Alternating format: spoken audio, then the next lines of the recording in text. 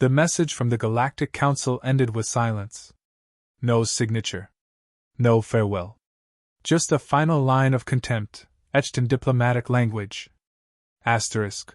Humanity's status remains unchanged, exiled. Unfit. Forgotten. Asterisk. Rian Voss stood alone in the command chamber of the Tyrant's Mercy, the Dominion's flagship, watching the ancient words fade from the display. The ship's hull groaned faintly as it drifted in the vacuum beyond the scorch line, an invisible border marked by radiation storms and forgotten graveyards of ships. No council vessel dared cross it. Not for 5 centuries. Not since they banished Earth. He turned to the viewport. Before him sprawled the Dominion fleet, 27 capital ships, hundreds of destroyers and cruisers, a dozen mobile shipyards orbiting refitted planetoids. All of it built without help, without trade, without mercy. They were supposed to die out here. They didn't. Status? He asked. A voice responded from the upper balcony. Admiral Lyram Becky, tall and sharp-eyed, a childhood friend turned Warforged commander. Envoy's ship entering range. Designation, Consensus Flame. 2 escorts. No weapons armed. Yet. Yet, Rian echoed. Prepare the hall. The Council had exiled them under the banner of order. After first contact, human growth had been too fast, too chaotic. Their wars had been too frequent, their ambition too loud. So Earth was labeled a threat. Humanity was declared incompatible with galactic unity. And then the Council voted, exile them to the edge. Strip them of access. Cut their colonies loose. Let nature finish what diplomacy would not. They were herded into old ships.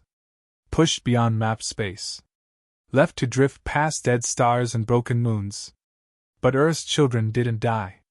They adapted. They built heat harvesters from crushed satellites, grew food in asteroid cores, turned wreckage into weapons, myths into memories. They forged cities into black rock and metal, trained fleets in gravity wells. They evolved, not by nature's hand, but by force of will. The diplomatic hall aboard Tyrant's Mercy was not adorned in gold or marble. It was forged steel, battle-welded and exposed. Light was functional. The banners bore the phoenix sigil of the Dominion, flames wrapped around a shattered globe. When the envoy arrived, Rian waited at the top of the platform.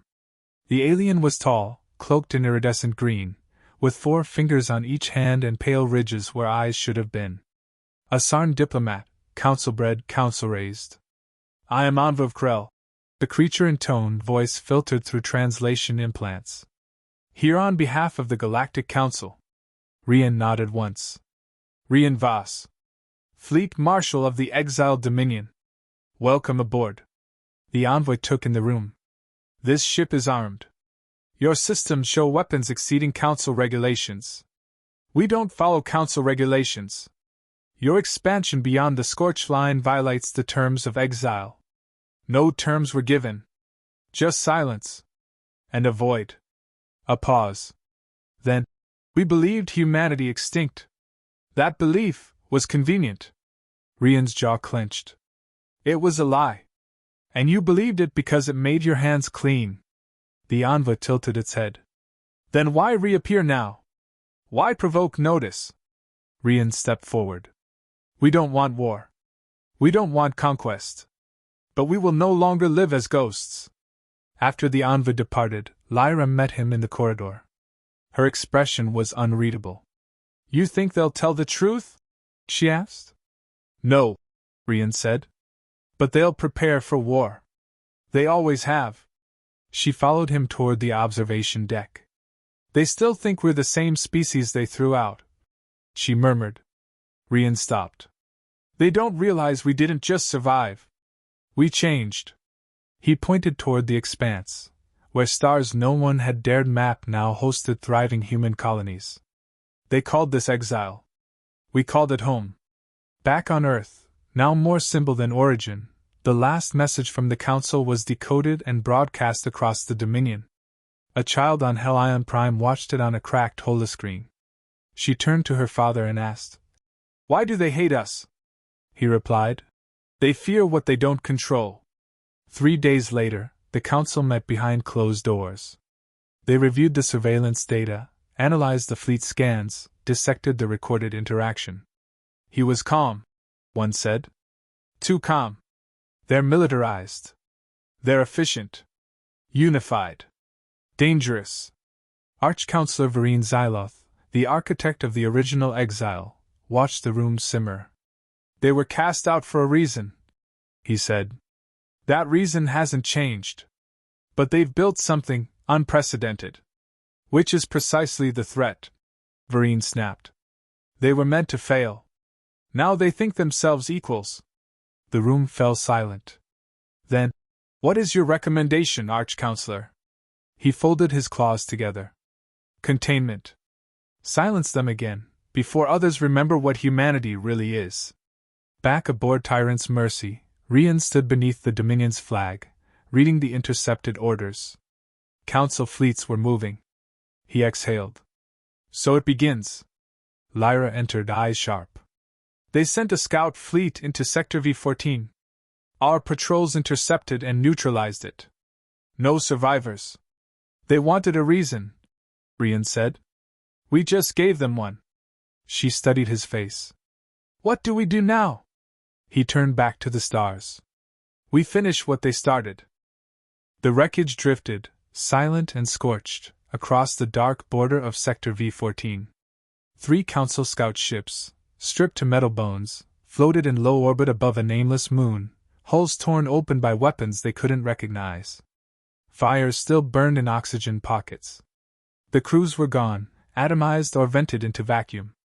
Commander Lyra Mbeki stood on the bridge of the Barrow Sun, Dominion destroyer class. Her eyes narrowed as the tactical map updated. No survivors, her comms officer confirmed. We intercepted their comm bursts. They tried to call for backup. They never should have crossed the line, Lyra said coldly. Tag the debris and return to patrol formation. If the Council wants answers, they'll find them in pieces. Rian Voss reviewed the battle footage in the war chamber aboard Tyrant's Mercy. He watched, frame by frame, as the Council ships dropped out of stealth, scanned a Dominion mining rig, and opened fire without warning. The exile response had been precise. Swift. Unforgiving. They came armed, Lyra said, stepping beside him. They provoked it. They wanted to test us, Rian murmured. Test how we'd respond. Now they have their answer. He paused the footage. One of the enemy cruisers burst in slow motion, cut cleanly in half by a gravity torque beam. New tech, fully Dominion grown. The Council had never seen it. Lyra folded her arms. We should hit them back. Hard. Show them we don't flinch. Not yet, Rian replied. They think we're impatient. That we're emotional. Let's not prove them right. 3 days later, the Council broadcast went live, encrypted, then decrypted and passed through dozens of outer-world proxies before reaching the Dominion. Rian watched from the central chamber, surrounded by his advisors. Arch-Counselor Vareen Zyloth appeared on screen, regal and cold. The Galactic Council condemns the exiled Dominion's illegal militarization and its recent unprovoked aggression against sovereign ships. Such actions confirm humanity's historic volatility. To preserve peace, the Council authorizes all necessary force to ensure containment and compliance. The screen faded. Murmurs spread through the room. That's a declaration, Lyra said. They just didn't use the word. Rian's voice was quiet, but final. So be it. That night, Rian sat alone in his quarters, listening to a recording from 2 decades ago. His father's voice, filtered through time and distortion, echoed through the small space. We were meant to die out here, Rian. No help. No hope. But we built this with broken tools and hungers no one saw coming. Never forget, they feared us not for what we did, but for what we could become. He shut it off. And remembered. He'd been 14 when pirates raided their refugee dome on Vecris 4. Earth was a memory then, a ghost. His mother had died during hydromining. His father kept the power cells alive during storms. When the raiders came, no help arrived. No beacon answered. They survived with grit. With knives.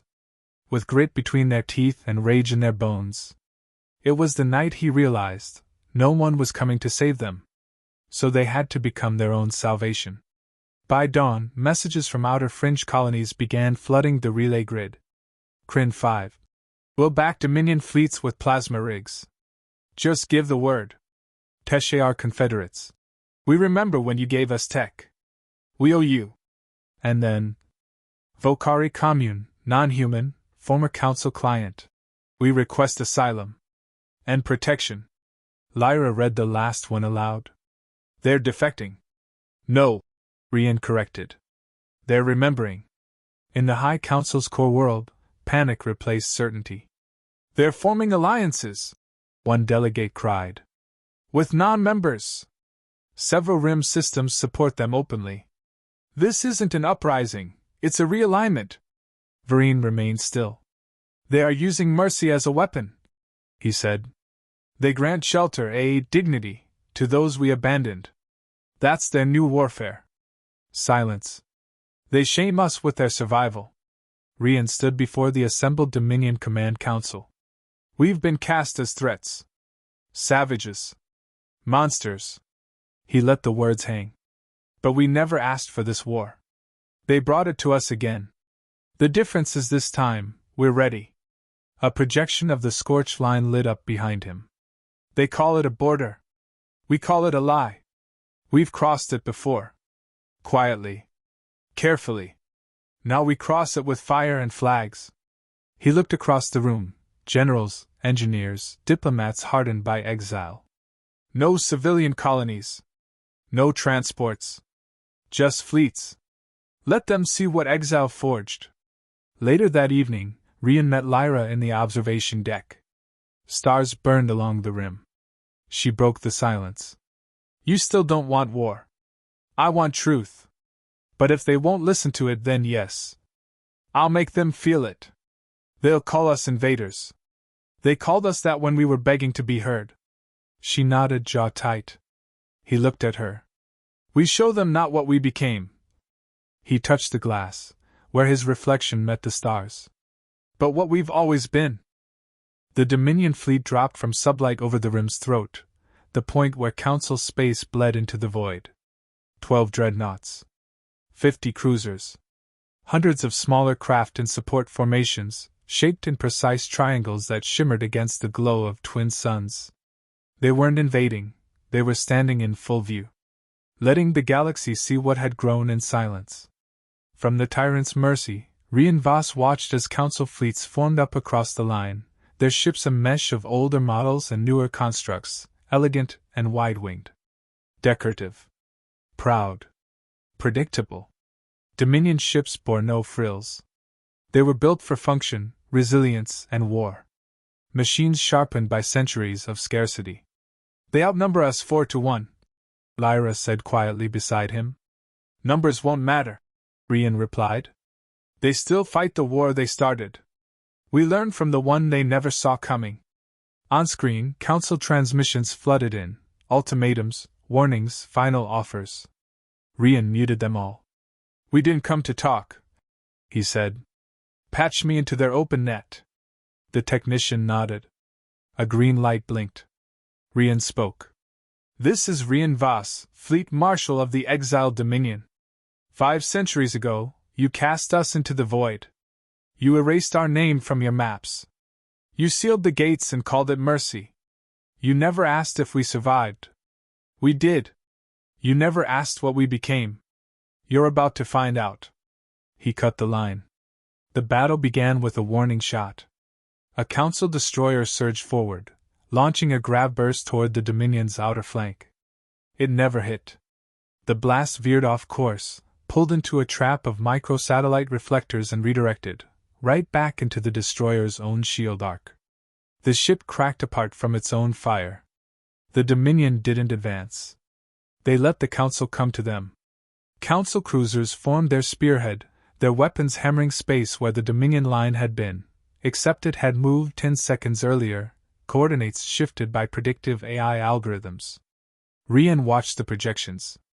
Their left flank will rotate in 30 seconds. Confirmed, Lyra said, eyes flicking over updated enemy vectors. They're slow. Overconfident. Target their command lines. Kill communication. Confuse the rest. Within minutes, the Council fleet splintered. One carrier exploded after Dominion stealth drones pierced its hull from inside. Another broke formation, unaware its guidance was jammed. Then the first Dominion dreadnought moved. Not toward the enemy, but around. It curved wide, engines cold, riding gravitational eddies like a deep-sea predator. When it fired, its plasma lances didn't strike ships, they struck space behind them, disrupting warp signatures and severing escape paths. Inside the Council flagship Celestis Dawn, Arch-Counselor Vareen Xyloth seethed. He had not expected this. He'd expected chaos, bluntness, desperation. He had gotten silence. Precision. Victory, by the wrong side. They learned from us, one aide whispered. No, Vareen growled.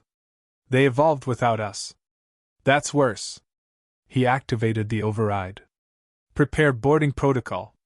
We end this now. The Celestis Dawn broke ranks and surged toward the Tyrant's Mercy. On board, alarms screamed. Lyra turned to Rian. He's coming here. Rian nodded once. Let him. Minutes later, Vareen arrived on the Dominion bridge under escort, flanked by guards, but weaponless. His face showed the strain of betrayal, of a narrative collapsing under truth. You should be ash. He hissed. Rian stood calm. But we're steel. You violated exile. You weaponized mercy. You gave us no choice. We became what you left us no room not to be. Vareen sneered. You think this performance earns you respect? No, Rian said. It earns us place. You tried to erase us. We didn't return to beg. We returned to make sure it never happens again. Vareen stepped forward. You're still violent. Still unpredictable. And you're still afraid. Rian turned to his comms officer. Open full relay. A nod. The channel went live. Galaxy-wide. Citizens of the Council. People of the Fringe. Listeners in the dark. You were told we were gone. You were told Earth fell and never rose. That was a lie. We are the children of exile. We are not monsters. We are survivors who learned to build without praise, to fight without support, to lead without permission. We do not seek your destruction. But we will not return to your chains. Across the stars, the message played. In council capitals. In forgotten colonies. In systems still bearing Earth's lost language. And the people watched. Some with fear. Some with hope. On the bridge of Tyrant's Mercy, Vareen lowered his gaze. What do you want? Recognition, Rian answered. Sovereignty. A seat not given, but earned. And a future where exile is never a death sentence again. You'll lead them? No. We'll show them they can lead themselves. Hours passed. Then, the council vote. A narrow margin. But it passed. Recognition granted. Sovereignty accepted. ***. Humanity returned to the galactic stage, not as beggars, not as invaders. But as equals. On New Terra, children watched the stars light up with trade relays for the first time in 500 years. On the rim worlds, flags were lowered, and new ones raised. And aboard Tyrant's Mercy, Rian stood in silence. Lyra joined him, arms folded. You said we came back to finish what they started, she said. He nodded. We did. She looked at him. What do we build now? He watched the stars for a long moment before answering. Something no one else ever dared to.